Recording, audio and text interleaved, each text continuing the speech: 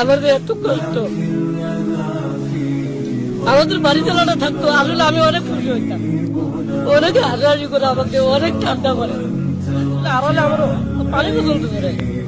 আমার বাড়ি চালা বন্ধ নাই, আমার ছোট ভাই জমি নিয়ে বাড়ি চালা নিয়ে আছে। আমার বাড়ি চালা, আমার আর্থিক অবস্থা আমার বলতে খুব খারাপ, সেটা তো বললাম।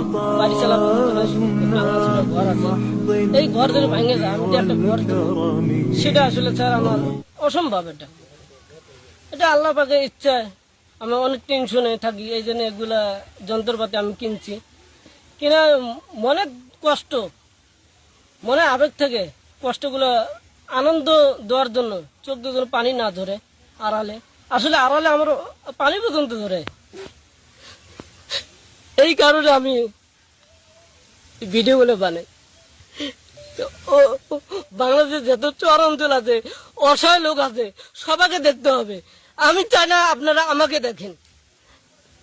মানুষ খুশি থাকলে আমিও খুশি থাকবো, এটাই আমার আদেশ, এটাই আমার কথা।